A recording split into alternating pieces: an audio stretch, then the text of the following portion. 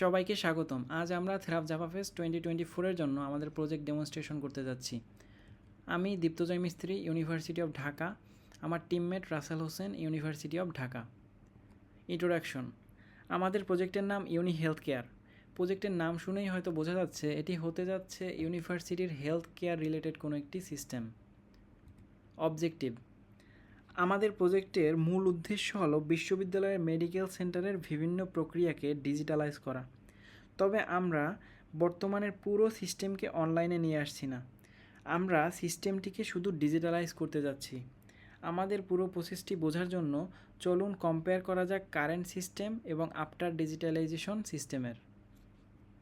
ইউনিভার্সিটির medical centre যদি digitalise করা না হয়, সেক্ষেত্রে কোনো একটি স্টুডেন্ট বা পেশেন্ট যদি মেডিকেল সেন্টার থেকে কোনো সার্ভিস নিতে চায়, সেক্ষেত্রে মেডিকেল সেন্টারে ওই পেশেন্টের অ্যারাইভ থেকে শুরু করে তার অথেন্টিকেশন, ডক্টরের কনসালটেশন, প্রেসক্রিপশন, মেডিসিন প্রোভাইড সব কিছুই ম্যানুয়ালি হ্যান্ডেল করতে হবে এবং সকল ডেটাই ম্যানুয়ালি এন্ট্রি করতে হবে, যেটি একটি প্রবলেম। সো এই প্রবলেমের সলিউশনের জন্য মেডিকেল সেন্টারকে ডিজিটালাইজ করা অত্যন্ত জরুরি।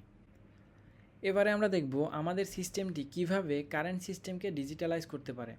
তো এই আমাদের প্ল্যাটফর্মটি তৈরির আগে আমরা আমাদের ইউনিভার্সিটির যে মেডিকেল সেন্টার আছে, সেই মেডিকেল সেন্টারের অথরিটির সাথে অনেকবার আমরা ডিসকাশন করেছি যে কিভাবে একটি ইউনিভার্সিটির মেডিকেল সেন্টারকে ডিজিটালাইজ করা যায়। তো এক্ষেত্রে আমরা সিদ্ধান্ত নিয়েছি যে আমরা পুরো সিস্টেমটিকে অনলাইনে ট্রান্সফার না করে সিস্টেমটিকে ডিজিটালাইজ করায় ফোকাস করব। সেক্ষেত্রে আমাদের সিস্টেমটি ফিজিবল অ্যান্ড সাস্টেনেবল হবে। ডিজিটালাইজেশন বলতে আমাদের মূল টার্গেটই হচ্ছে যত ম্যানুয়াল এন্ট্রি ছিল সেগুলোকে ডিজিটালাইজ করা, অর্থাৎ কোনো ম্যানুয়াল এন্ট্রি আর থাকবে না। তো এক্ষেত্রে আমরা যদি ফ্লো চার্টটার দিকে লক্ষ্য করি, সেক্ষেত্রে আমাদের একটি ইউজার হিসেবে প্রথমেই ওয়েবসাইটে একটি অ্যাকাউন্ট ক্রিয়েট করতে হবে এবং অ্যাকাউন্ট ক্রিয়েট করার পরে অ্যাকাউন্ট অ্যাপ্রুভ হওয়ার পরে আমরা লগ ইন করতে পারবো। লগ ইন করলে দেন আমরা অ্যাপয়েন্টমেন্ট বুক করতে পারবো পেশেন্ট হিসেবে। তো অ্যাপয়েন্টমেন্ট বুক করে ওই টাইম অনুসারে আমাদেরকে ইন পারসন মেডিকেল ভিজিট করতে হবে এবং ডক্টরের কনসালটেশন নিয়ে আমরা যে ডক্টর যে প্রেসক্রিপশন দেবে সেই প্রেসক্রিপশন অনুযায়ী আমরা ফার্মাসি থেকে মেডিসিন পাবো। তো এক্ষেত্রে সকল ইনফরমেশন, প্রেসক্রিপশন, মেডিসিন সব কিছু কিন্তু হ্যান্ডেল করা হবে ডিজিটালি। তো এক্ষেত্রে কোনো ম্যানুয়াল এন্ট্রি যেহেতু থাকবে না, সেহেতু এই হিসাব নিকেশ করা সুবিধা হবে এবং ব্যাপারটা হবে হ্যান্ডি। আমাদের ওয়েবসাইটটিতে অ্যাকাউন্ট ক্রিয়েটের ক্ষেত্রে 7টি ডিফারেন্ট ইউজার রোল রাখা হয়েছে, যেমন doctor, student, teacher, dispensary officer, admin staff, section officer. So এদের রোল অনুযায়ী এদের কাজও ভিন্ন ভিন্ন। তো এদের রোল অনুযায়ী যদি আমরা এদের অ্যাক্টিভিটি ডায়াগ্রামটা একটু দেখি, যেমন অ্যাডমিন কী করতে পারবে? অ্যাডমিন হচ্ছে মেডিকেল সেন্টারের যত পাবলিক ইনফো আছে, যেগুলো পাবলিক অ্যাক্সেস পাবে, সেই পাবলিক ইনফোগুলো হ্যান্ডেল করবে হচ্ছে অ্যাডমিন। তারপর পেশেন্ট কারা? পেশেন্ট হচ্ছে যেই ইউজার সেই পেশেন্ট হতে পারবে, যেমন অ্যাডমিনও পেশেন্ট হতে পারবে, ডক্টরও পারবে, স্টুডেন্টও পারবে, ডিসপেন্সারি অফিসার, সিনিয়র অফিসার, অর্থাৎ যেই অ্যাকাউন্ট ক্রিয়েট করতে পারবে সেই পেশেন্ট হতে পারবে। তো এক্ষেত্রে পেশেন্ট কী করতে পারবে? অ্যাপয়েন্টমেন্ট বুক করতে পারবে এবং ভিউ প্রেসক্রিপশন, তার যে প্রেসক্রিপশন করবে ডক্টর, সেই প্রেসক্রিপশন অনলাইনে সে দেখতে পারবে, পাস্ট রেকর্ডও সে দেখতে পারবে। ডক্টর কী করবে? ডক্টর হচ্ছে পেশেন্টকে কনসাল্ট করবে, প্রেসক্রাইব করবে মেডিসিন ডিজিটালি, তারপর প্রেসক্রিপশন করার সময় মেডিসিন অ্যাভেলেবেল মেডিসিনগুলোও সে দেখতে পারবে। ডিসপেন্সারি অফিসার কী করবে? ডিসপেন্সারি অফিসার ডিজিটাল যে প্রেসক্রিপশন করবে ডক্টর, সেই প্রেসক্রিপশন অনুযায়ী মেডিসিন, অ্যাভেলেবেল মেডিসিন থেকে মেডিসিন প্রোভাইড করতে পারবে পেশেন্টকে। তার এছাড়া আরেকটি কাজ করতে পারবে, সে যে এই যে সিনিয়র অফিসার আছে, সিনিয়র অফিসারকে কোনো একটি মেডিসিন রিকোয়েস্ট করতে পারবে। যদি প্রয়োজন হয় ফার্মাসিতে, তাহলে সিনিয়র অফিসারের নিকট একটি মেডিসিন সে রিকোয়েস্ট করতে পারবে। আর সিনিয়র অফিসারের অ্যাক্টিভিটি ডায়াগ্রাম যদি একটু খেয়াল করি, সিনিয়র অফিসার হচ্ছে মেডিসিন অ্যাড করতে পারবে, অ্যাড মেডিসিন টু ইনভেন্টরি। এছাড়া ডিসপেন্সারি অফিসার যে রিকোয়েস্ট করেছে মেডিসিনের, সেই রিকোয়েস্ট অ্যাপ্রুভ অথবা রিজেক্ট করতে পারবে। আমরা ওয়েবসাইটটি তৈরি করার জন্য ফ্রন্ট এন্ডে ইউজ করেছি React.js, Tailwind CSS, এছাড়া সিঙ্কফিউশন লাইব্রেরি। ব্যাক এন্ড হিসেবে আছে স্প্রিং বুট, ডেটাবেস হিসেবে MySQL। এআই এর জন্য আমরা পাইথন ইউজ করেছি, পাইথনের পাইটর্স ইউজ করে আমরা NLP এবং ডিপ লার্নিংয়ের মাধ্যমে feed forward neural network model establish করেছি। এছাড়াও আমরা অনেক ক্ষেত্রে এপিআই ইউজ করেছি, যেমন Gemini AI API, hugging face মডেলের ফ্লাস্ক এপিআই, এগুলো আমরা ইউজ করেছি। আর মনিটরিংয়ের ক্ষেত্রে আমরা ইউজ করেছি সেন্ট্রি। তো এবারে ডিরেক্টলি চলে যাওয়া যাক প্রজেক্টের ডেমনস্ট্রেশনে। এটা হচ্ছে আমাদের মেডিকেল সেন্টারের হোম পেজ। এই হোম পেজে যেহেতু সকল পাবলিক ইনফরমেশন থাকবে, তাই হোম পেজটা একটু আকর্ষণীয়ভাবে তুলে ধরার চেষ্টা করা হয়েছে। এখানে শুরুতে আমরা লোটিফাইলসের একটা অ্যানিমেশন ইউজ করেছি। এখানে আমরা নাম দিয়েছি, মেডিকেল সেন্টারের নাম দিয়েছি Shaheed Buddhijibi doctor Mohammad Murtaza medical centre. এটি আসলে আমাদের ইউনিভার্সিটি অফ ঢাকা এর মেডিকেল সেন্টারের নাম। এটা হচ্ছে আমাদের ন্যাববার। ন্যাববারে বিভিন্ন ধরনের ট্যাব রয়েছে। প্রথম ট্যাবটি হচ্ছে হোম ট্যাবে আমরা রেখেছি নোটিস সেকশন, যেখানে ইনফাইনাইট মুভিং কার্ড রয়েছে। এই কার্ডগুলোর উপরে বিভিন্ন ধরনের নোটিস, মেডিকেল সেন্টারের বিভিন্ন গুরুত্বপূর্ণ ইনফরমেশন যেগুলো পাবলিকের প্রয়োজন হতে পারে সেগুলো ডিসপ্লে করা হয়েছে। এক্ষেত্রে আমরা যদি কার্সরটি কোনো একটি কার্ডের উপরে নেই, সেক্ষেত্রে সেটি স্টপ হয়ে যাবে, অন্যথায় মুভ করবে। তো আমরা এভাবে যে কোনো একটি কার্ডের উপরে নিয়ে আমরা ওই পার্টিকুলার কার্ডটির টেক্সট আমরা পড়তে পারি। এখানে ইনফরমেশন ডিটেলসে দেওয়া আছে। এখানে দেওয়া আছে টাইটেল, কী বিষয়ে নোটিশটা দেওয়া হয়েছে, আর এটা হচ্ছে কবে নোটিশটি দেওয়া হয়েছে তার ডেট। এভাবে আমরা নোটিশ পড়তে পারি। যে কোনো পাবলিক এই হোম পেজের অ্যাক্সেস পাবে। এক্ষেত্রে কোনো লগ ইনের প্রয়োজন নাই। এক্ষেত্রে যদি কোনো একটি নোটিশের ক্ষেত্রে যদি টেক্সট বেশি থাকে, সেক্ষেত্রে আমরা অতিরিক্ত টেক্সটকে ওভারফ্লো হিডেন করে দিয়েছি, তো সেগুলো পড়ার জন্য আমরা স্ক্রল করে পড়তে পারি। তারপরে হোমের পরে যদি আমরা অ্যাবাউট আস সেকশনে স্ক্রল করি, তো সেক্ষেত্রে আমরা এক্ষেত্রে যে অ্যাপিয়ারেন্সের যে অ্যানিমেশন ইউজ করেছি, এর জন্য আমরা ইউজ করেছি AOS। তো এক্ষেত্রে এই যে শুরুতেই দেখা যাচ্ছে অ্যাবাউট আসের একটা ডেটা, এটা হচ্ছে পুরো মেডিকেলের যে সামারাইজ একটা সংক্ষিপ্ত ডেটা এখানে আছে। তারপর হচ্ছে বিভাগ সময়, অর্থাৎ মেডিকেল সেন্টারে কী কী বিভাগ আছে সেগুলো হচ্ছে, যেমন অর্থোপেডিক্স, মেডিসিন, ETC, এই বিভাগসমূহ আছে এই জায়গায়। তারপরে এখানে আছে একটা ফটো গ্যালারি, যে জায়গায় বিভিন্ন ধরনের ফটো আছে। ফটোগুলো একটি নির্দিষ্ট ডিউরেশন পর অটোমেটিক চেঞ্জ হয়, অথবা চাইলে আমরা এখানে যে স্লাইডের যে উপরে যে বাটন আছে, এই বাটনের মাধ্যমে আমরা ম্যানুয়ালিও এগুলো কন্ট্রোল করতে পারি আগে পিছে। তারপরে এই পাশে রাইট সাইডে আছে সার্ভিস, অর্থাৎ মেডিকেল সেন্টারে কী কী সার্ভিস প্রোভাইড করে, যেমন ডক্টরস ট্রিটমেন্ট। তারপরে আছে মেডিকেল টেস্ট, 3 ধরনের পরীক্ষা করা হয়: urine test, haematological test, স্টুল test. Pathology বিভাগে পরীক্ষা করা হয়। তারপরে মেডিসিন, উচ্চমানের মেডিসিন প্রোভাইড করা হয়। তারপরে হচ্ছে ইমার্জেন্সি, কী কী সার্ভিস আছে অর্থাৎ মেডিকেল সেন্টারে। তো এই সব কিছুই হচ্ছে ডাইনামিক। এখানে আমরা যত খুশি সার্ভিস অ্যাডমিন অ্যাড করতে পারবে, এডিট করতে পারবে, কোনো সার্ভিস ডিলিট করতে পারবে।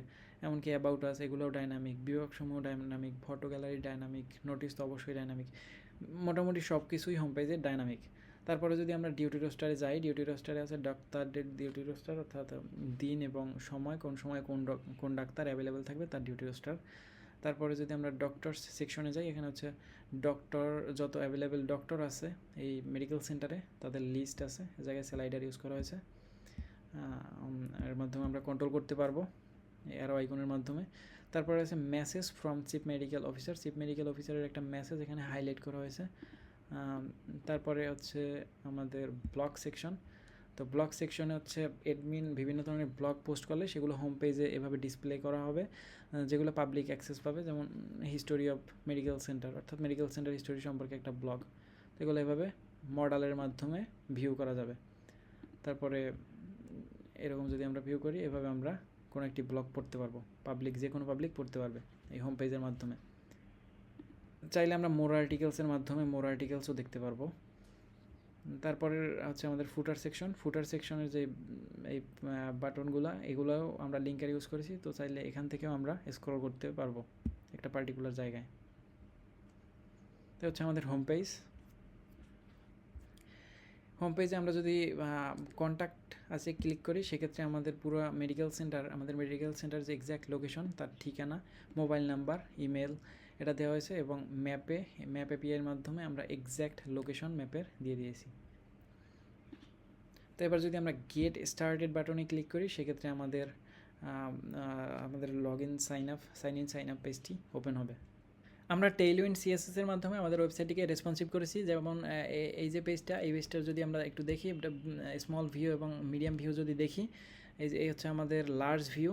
তো এটা যদি আমরা, যেহেতু রেসপন্সিভ আছে, এটা যদি আমরা মিডিয়াম ভিউতে নেই, এটা হচ্ছে আমাদের মিডিয়াম ভিউ। তো এটা দেখা যাচ্ছে যে এটা রেসপন্সিভ। এই যে সাইন আপ, আর এই হচ্ছে আমাদের সাইন ইন। তো কীভাবে আমরা যদি স্মল ভিউতে নেই, এটা হচ্ছে আমাদের স্মল ভিউ, আরও ছোটো করতে পারি, এটা হচ্ছে স্মল ভিউ, এটা হচ্ছে সাইন আপ, হচ্ছে সাইন ইন। সো টেইলউইন্ডের স্মল লার্জ এই টুলগুলো ইউজ করে আমরা খুব সহজেই আমাদের ওয়েবসাইটটিকে রেসপন্সিভ করতে পেরেছি। তো শুরুতে আমরা যদি একটি অ্যাকাউন্ট ক্রিয়েশনে যাই, সাইন আপে ক্লিক করব। তো এখানে আছে অথরিটি সাইন আপ। এখানে আমরা যদি একটি অ্যাকাউন্ট টাইপ সিলেক্ট করে সাপোজ স্টুডেন্ট সিলেক্ট করলাম, তা স্টুডেন্টের জন্য প্রয়োজনীয় যে ফিল্ডগুলো আছে সেই ফিল্ডগুলো ফিল আপ করতে হবে, ফিল আপ করলাম। ওগুলো ফর্ম ফিল আপ করার পরে আমরা যদি সাইন আপে ক্লিক করি তাহলে একটি লোডিং উইন্ডো আসবে এবং ওটিপি সেন্ড হওয়ার সাথে সাথে উইন্ডোটি এ জায়গায় একটা অ্যালার্ট দিবে। ওকে ক্লিক করলাম। তো ওটিপিটি আমাদের প্রয়োজন হবে, এই যে ওটিপি চলে আসছে 1744, কপি করলাম। এটা 30 সেকেন্ড ভ্যালিড থাকবে, তো এটা দিলাম verify OTP. So user created successfully. তো এবার আমরা লগ ইন করতে পারবো স্টুডেন্ট হিসেবে। এবার যদি আমরা অ্যাকাউন্টটি থেকে লগ ইন করার ট্রাই করি, ইমেল পাসওয়ার্ড, তো এখানে দেখা যাচ্ছে যে your account is not approved yet, অর্থাৎ আমরা ইমেল ভেরিফিকেশনের মাধ্যমে অ্যাকাউন্ট ক্রিয়েট করলেই লগ ইন করতে পারবো না। এক্ষেত্রে অবশ্যই অথরিটিকে আগে অ্যাপ্রুভ করতে হবে, তারপরেই আমরা লগ ইন করতে পারবো। তো এক্ষেত্রে আমরা করতে পারি কি, আমরা একটি অলরেডি অ্যাপ্রুভড একটি অ্যাডমিন অ্যাকাউন্ট থেকে লগ ইন করি। অ্যাডমিন অ্যাকাউন্ট থেকে লগ ইন করলে অ্যাডমিনের হোম পেজে মেডিকেল সেন্টারের একটি ওভারভিউ দেখা যাবে। এক্ষেত্রে বিভিন্ন স্টার্ট দেখা যাবে মেডিকেল সেন্টারে, যেমন appointment, pending appointment, total user, ডক্টরের সংখ্যা, এগুলো দেখা যাবে। তারপরে রয়েছে ডক্টরস র্যাঙ্কিংটা করা হয়েছে পেশেন্টের রেটিংয়ের ভিত্তিতে। তো এক্ষেত্রে সর্বোচ্চ রেটিংধারীকে র্যাঙ্ক 1 করা হয়েছে এবং সেক্ষেত্রে একটি মুকুট ইউজ করা হয়েছে। তারপরেই আছে পেশেন্টের ইনফরমেশন। এক্ষেত্রে বিভিন্ন টাইপের পেশেন্ট আছে, প্রেসক্রাইবড, পেন্ডিং, তারপরে ডিসপেন্সড, তিনটা স্ট্যাটাসের পেশেন্ট। তো এক্ষেত্রে আমরা এই পেশেন্টকে সার্চ করতে পারি, এই গ্রিড লিস্টের মাধ্যমে সার্চ করতে পারি বিভিন্ন পেশেন্টকে। তাছাড়া আমরা সর্টও করতে পারি পেশেন্টকে। তারপরে আমরা এই যে লিস্ট আছে, লিস্টটা আমরা চাইলে এক্সপোর্ট করতে পারি, PDF export, Excel export, CSV export, তিনটি অপশনই অ্যাভেলেবেল আছে। এক্ষেত্রে আমরা সিঙ্কফিউশন লাইব্রেরি ইউজ করেছি। তো এরপরেই রয়েছে পেশেন্টের স্ট্যাটিস্টিক্সের গ্রাফ। তো এই গ্রাফে আমরা দুইটা টাইপ আছে, একটা হচ্ছে মান্থলির ক্ষেত্রে বিভিন্ন এই যে কারেন্ট ইয়ার অর্থাৎ 2024 এই ইয়ারের বিভিন্ন মাসে কী পরিমাণে পেশেন্ট, সেই পেশেন্টের লিস্টটা দেখা যাবে। তারপর আছে ইয়ারলির ক্ষেত্রে বিভিন্ন ইয়ারের পেশেন্ট স্টার দেখা যাবে, যেহেতু এক্ষেত্রে শুধু 2024-এরই পেশেন্ট রয়েছে তাই শুধু 2024-এরটাই শো করছে। তারপরে আমরা স্টার্টে মেল ফিমেল কত পার্সেন্ট পেশেন্ট সেটাও আমরা দেখতে পারবো, স্টার্টে অ্যাডমিন দেখতে পারবে। তারপরে রয়েছে স্টুডেন্ট, টিচার এবং আদার্স, এই তিনটা ক্যাটাগরির ভিত্তিতে পেশেন্টকে আলাদা করা হয়েছে। তারপরে যদি আমরা অল ইউজারে যাই, অল ইউজারে যত ইউজার আছে তাদের একটা লিস্ট দেখা যাবে। সেই লিস্টের ক্ষেত্রে একটা মেসেজ আইকন দেখা যাচ্ছে, এক্ষেত্রে মেসেজে ক্লিক করলে ডিরেক্ট জিমেইলে নেভিগেট করবে। তো এখানে সকল লিস্ট, এক্ষেত্রে আমরা গ্রিড ভিউ ইউজ করেছি। এরপরে যদি ইউজার অ্যাপ্রুভাল ট্যাবে যাই, ইউজার অ্যাপ্রুভালের ক্ষেত্রে যত ইউজার অ্যাকাউন্ট ক্রিয়েট করার চেষ্টা করবে সেক্ষেত্রে অ্যাডমিনের অ্যাপ্রুভালের প্রয়োজন আছে। অ্যাপ্রুভাল না হওয়া পর্যন্ত কোনো ইউজার লগ ইন করতে পারবে না, যেটা আমরা শুরুতেই দেখেছিলাম। তো এক্ষেত্রে একটা ফিল্টারের ব্যবস্থা আছে। এক্ষেত্রে ফিল্টার আমরা ক্যাটাগরি ওয়াইজ করতে পারি, ডক্টর, এবং ফিল্টারের পাশে কাউন্টও দেওয়া আছে। সো ডক্টরের পাশে 6টা কাউন্ট আছে, স্টাফে 1। তো আমরা ক্লিক করলে ডক্টর স্টাফ একসাথে ফিল্টার হয়ে যাবে এবং এখান থেকে আমরা যাচাই করে, অর্থাৎ অ্যাডমিন যাচাই করে প্রয়োজনীয় ইউজার অ্যাকসেপ্ট করতে পারবে। অ্যাকসেপ্ট করলে সে তারপরে লগ ইন করতে পারবে। ড্যাশবোর্ডে একটি টুল টিপ আইকন আছে, অর্থাৎ মোড চেঞ্জের একটি আইকন আছে, যাতে আমরা ক্লিক করলে আমরা dark mode, light mode swap করতে পারবো। যেমন বর্তমানে লাইট মোডে আছি, এখন যদি ক্লিক করি তাহলে ডার্ক মোডে চলে যাবে। তো হচ্ছে ডার্ক মোডের ভিউ, এটা হচ্ছে আমাদের ডার্ক মোডের ভিউ। আবার যদি আমরা ব্যাক করতে চাই তাহলে আমরা আবার ক্লিক করলে লাইট মোডে ব্যাক করবে। আবার মেডিকেল সেন্টারের যে শুরুতেই একটি বাটন আছে, এটা হচ্ছে ডাউনলোড রিপোর্ট, অর্থাৎ এই যে স্টার্ট আছে, স্টার্টের যে রিপোর্টটা, সামারাইজ ডেটা, সেটা চাইলে ডাউনলোড করতে পারবে। এক্ষেত্রে আমরা রিয়েক্ট পিডিএফ রেন্ডারার ইউজ করেছি, এখান থেকে চাইলেই ডাউনলোড করা যাবে।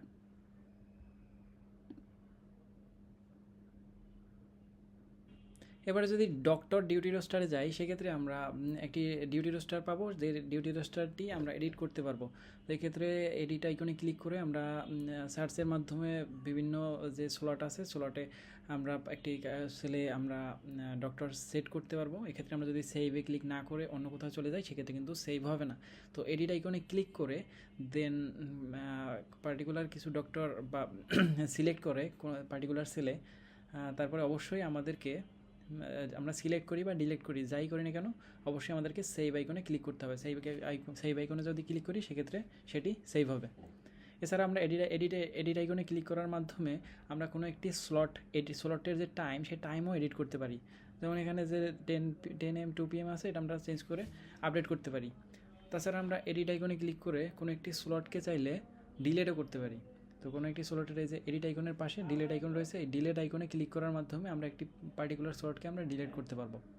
তো ডিলিট করার পাশাপাশি আবার আমরা যদি একটা স্লট ক্রিয়েট করতে চাই, তাহলে ক্রিয়েট স্লট বাটনে ক্লিক করে টাইম দিয়ে অ্যাড স্লট এই বাটনে ক্লিক করলেই নতুন করে একটি স্লট ক্রিয়েট হয়ে যাবে।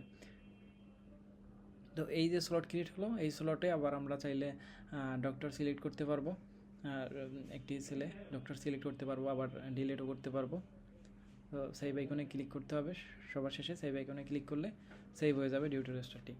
তো এই যে ডিউটি রোস্টারটি আছে, এটি সম্পূর্ণরূপে ডাইনামিক করার চেষ্টা করা হয়েছে। পরবর্তী নোটিশ ট্যাবে যদি আমরা যাই, নোটিশ ট্যাবে আমরা বিভিন্ন ধরনের নোটিশ অ্যাড করতে পারবো, নিউ নোটিশ।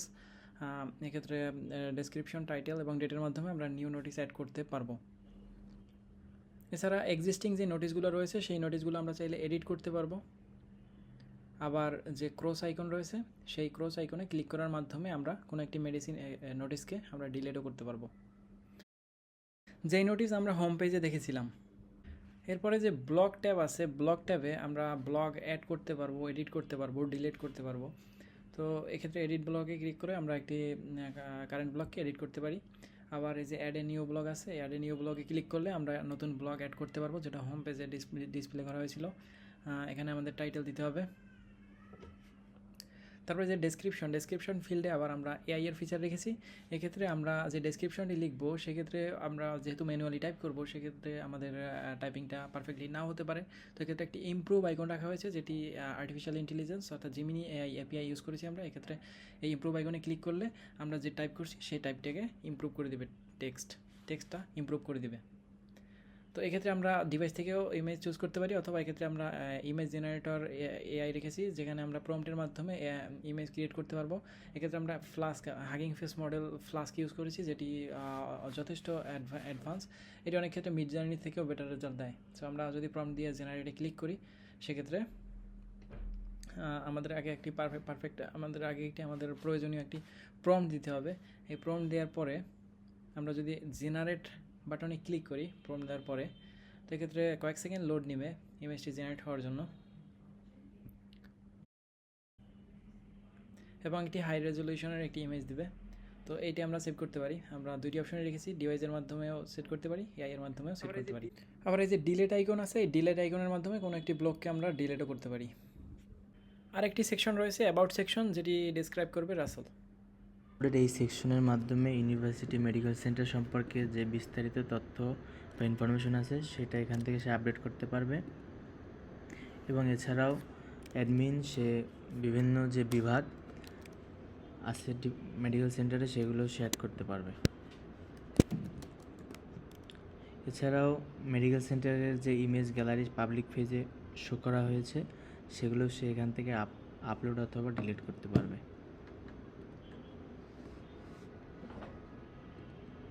এবং সব ইনফরমেশনই এখানে সিঙ্ক হয় আর কি।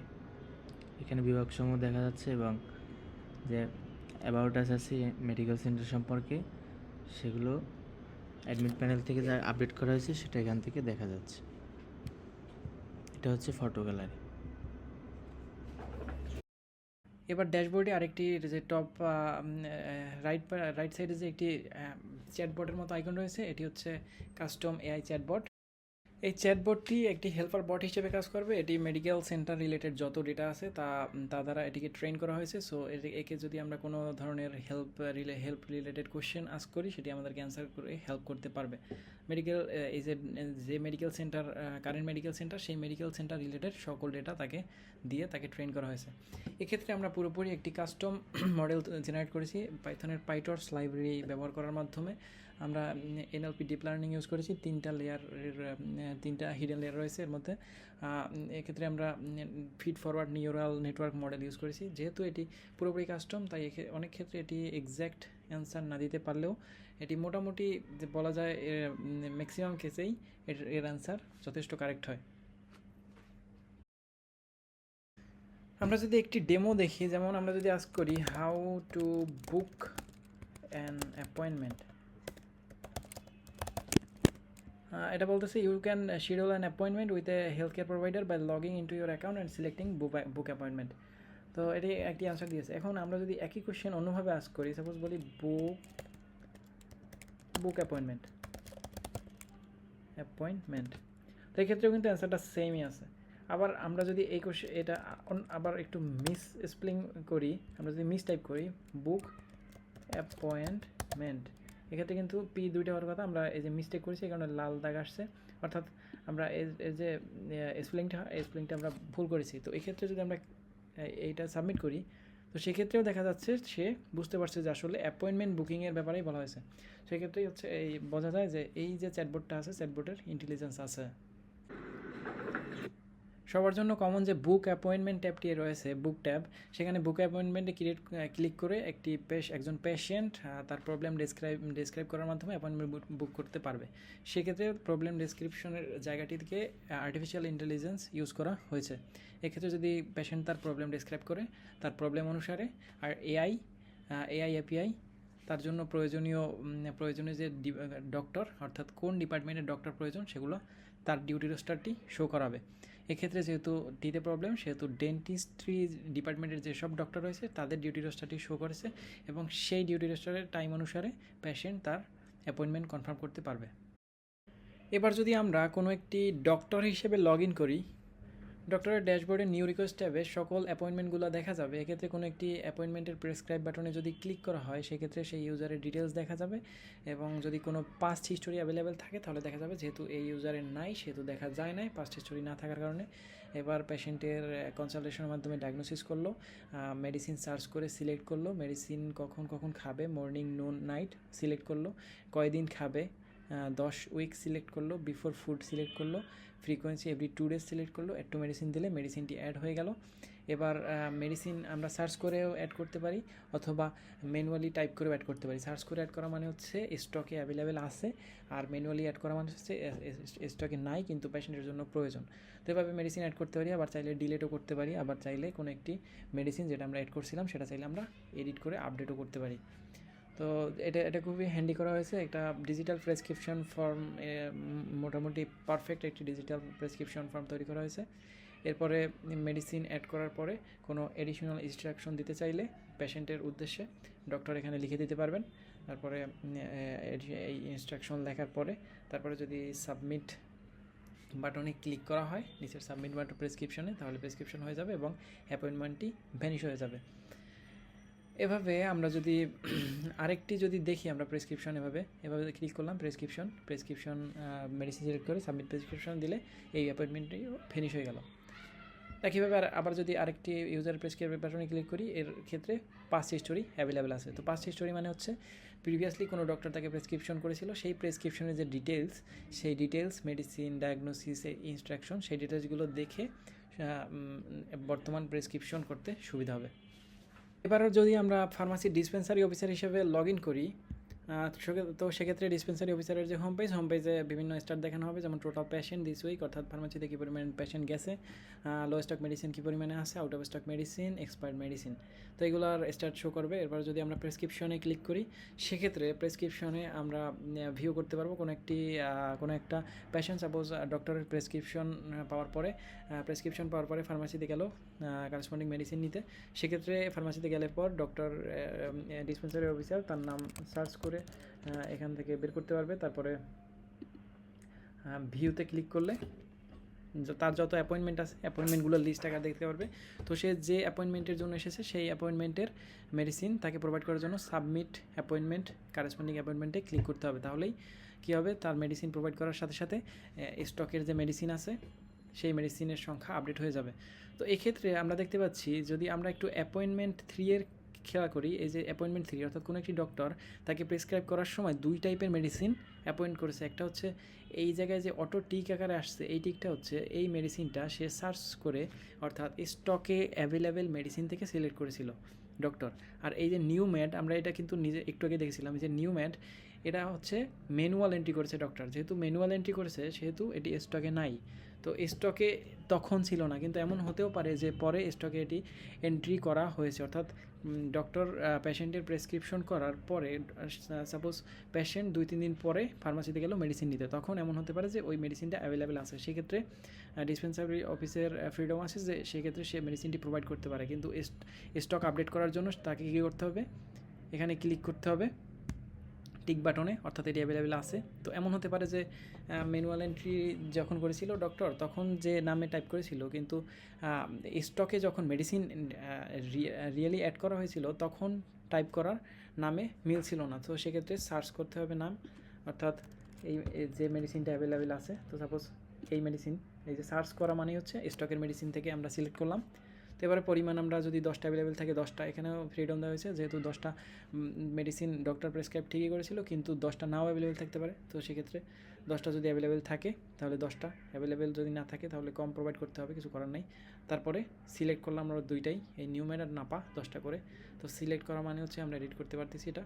তারপরে সাবমিট প্রেসক্রিপশনে ক্লিক করতে হবে। সাবমিট প্রেসক্রিপশনে যদি আমরা ক্লিক করি তাহলে এই যে মেডিসিন প্রোভাইড করা হবে এবং মেডিসিনটি স্টক থেকে আপডেট। ডিসপেন্সারি অফিসারের যে আরেকটি কাজ, অর্থাৎ রিকোয়েস্ট, মেডিসিন রিকোয়েস্ট করা। মেডিসিন রিকোয়েস্ট করবে কাকে? মেডিসিন রিকোয়েস্ট করবে সিনিয়র অফিসারের কাছে। তো এই পার্টটি এক্সপ্লেন করবে রাসেল। অফিসারের কাজ হচ্ছে তার কাছে যে স্টককৃত ওষুধ আছে সেখান থেকে পেশেন্টদেরকে, অর্থাৎ স্টুডেন্ট অথবা টিচারদেরকে ওষুধ ডিসপেন্স করতে পারবে।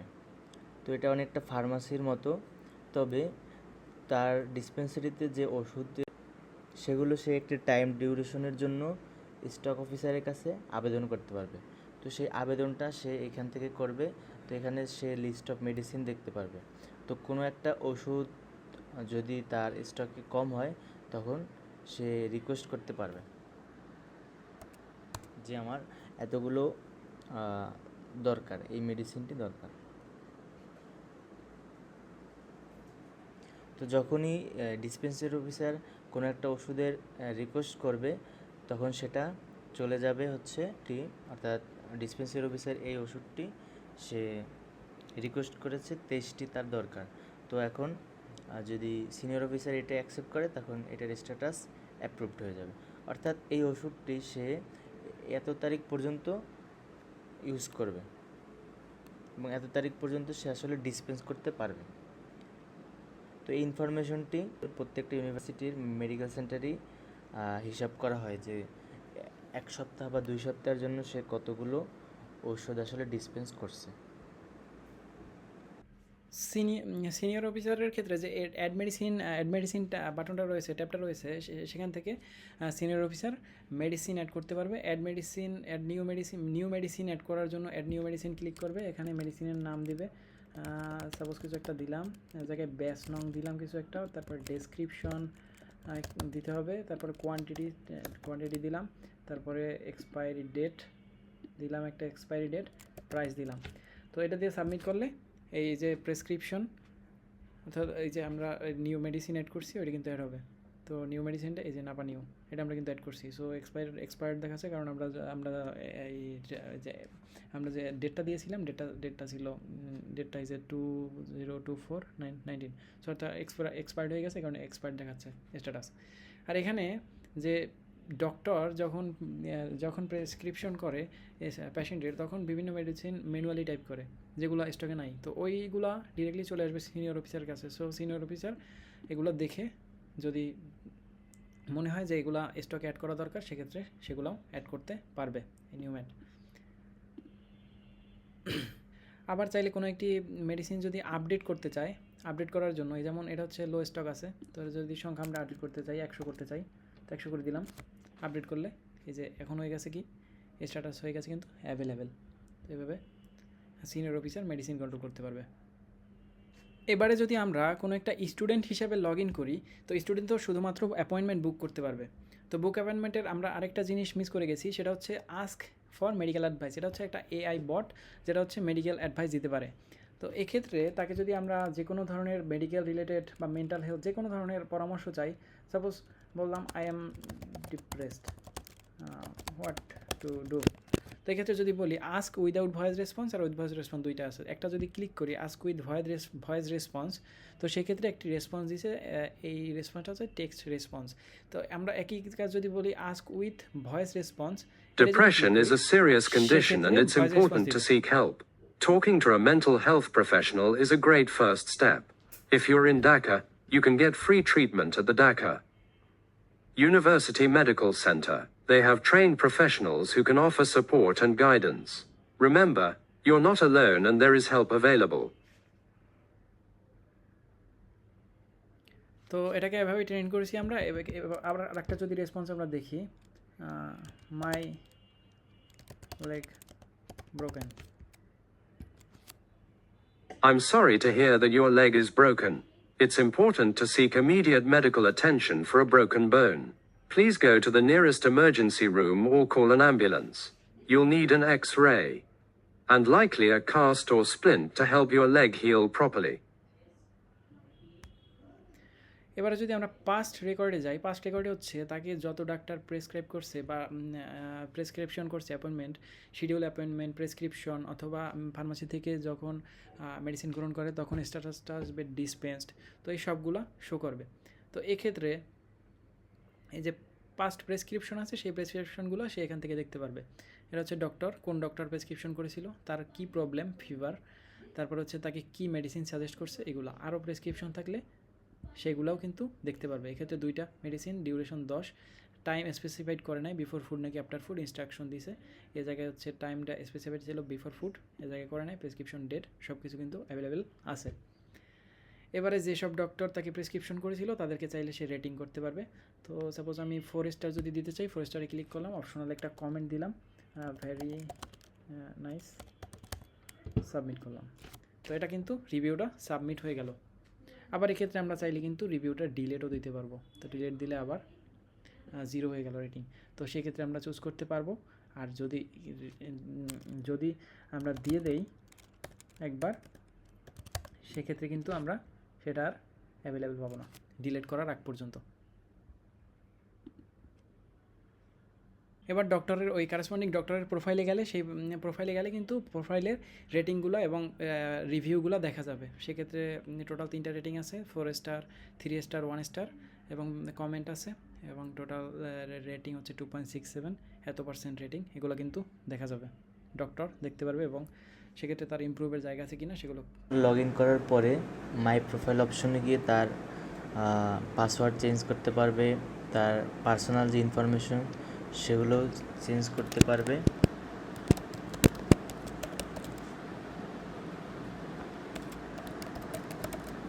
তখন তার পাসওয়ার্ড দিতে হবে।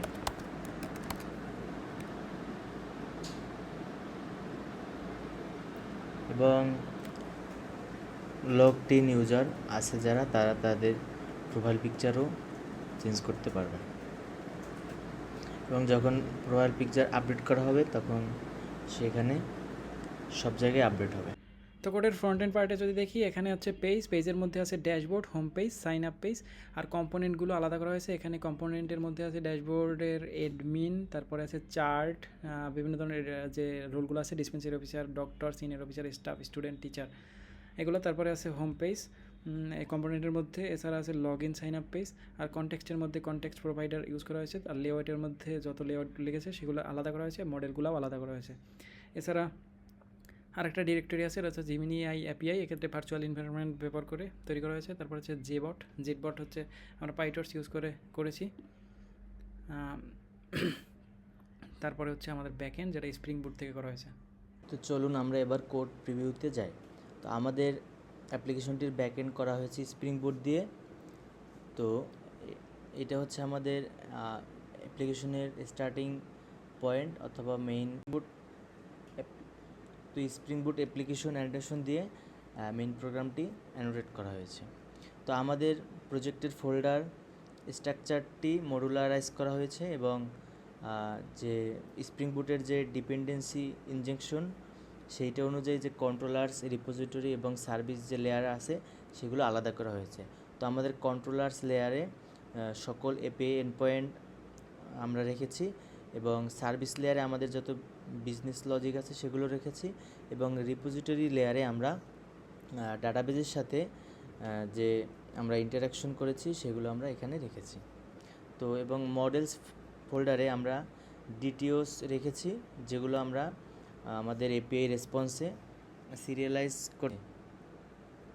তো এইখানে আমাদের সব মডেল রাখা রয়েছে, যেমন এখানে আমরা ইউজার যে এন্টিটি আছে সেটা আমরা এক্সটেন্ড করে আমরা ডক্টরস এন্টিটি করেছি, এবং ডক্টরসের কিছু স্পেশাল ফিল্ড আছে যেগুলি ইউজারে নেই। তো এইভাবে আমরা আসলে ইনহেরিটেন্স অ্যাপ্লাই করেছি আমাদের কোডে, এবং ওওপির প্রায় অনেক ফিচারই আমরা ইউজ করেছি, যেমন অ্যাবস্ট্রাকশন ইত্যাদি। এবং আমাদের কোডে আমরা আসলে হ্যান্ডেল করেছি, যেমন আমরা ট্রাই ক্যাচ ইউজ করেছি, এবং আমাদের নিজস্ব লজিকও আমরা ইউজ করেছি, যেমন পাসওয়ার্ড যদি এমটি হয় তাহলে আমাদের আলাদা রেসপন্স আমরা এই ইউটিলস ফোল্ডারে রয়েছে জেডাব্লিউটি টোকেন। আমাদের যে অ্যাপ্লিকেশনটি আছে সেখানে যারা অথরাইজড ইউজার আছে, যেমন স্টুডেন্ট, টিচার বা অ্যাডমিন ইত্যাদি, প্রত্যেকের জন্য আমরা unique token JWT token generate করেছি, এবং সেই জেডাব্লিউটি টোকেন দিয়ে আমরা প্রত্যেকটি এপিআই রিকোয়েস্টকে আমরা অথরাইজ করতেছি এই ভ্যালিডেট টোকেনের মাধ্যমে।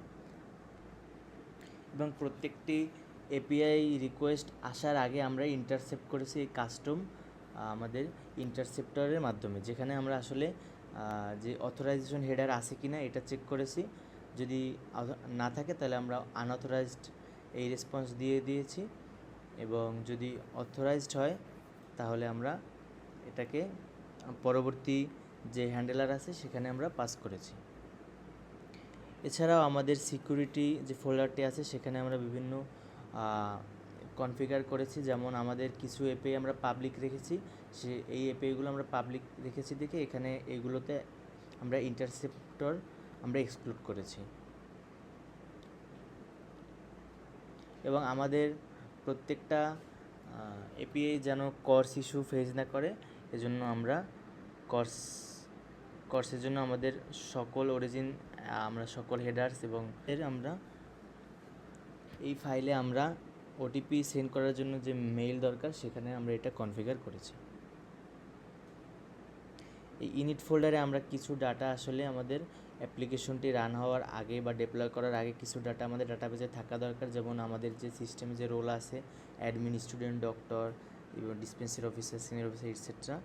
তো এইগুলো আমরা আগেই ডাটাবেজে ইনসার্ট করেছি, এবং আমাদের অ্যাবাউট আসের যে আমাদের অ্যাপ নেম এবং আমাদের যে ডেসক্রিপশন এগুলো আমরা আগে ডাটা ইনিশিয়ালাইজ করেছি, এবং এইটার মাধ্যমে।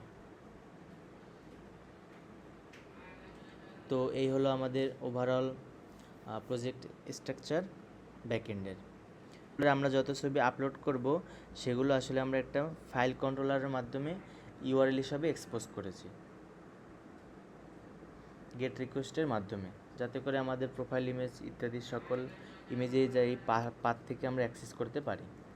তো এই হচ্ছে আমাদের ওভারঅল প্রজেক্ট স্ট্রাকচার, এবং আমরা এই জাভা ফেস্ট করতে গিয়ে আমরা জাভার যে স্প্রিং বুট সম্পর্কে আমরা অনেক ধারণা পেয়েছি এবং অনেক কিছু শিখেছি। তো ধন্যবাদ থেরাপকে আমাদেরকে এরকম একটা সুন্দর আয়োজনের মাধ্যমে আমাদেরকে জাভা শেখার সুযোগ করে দেওয়ার জন্য।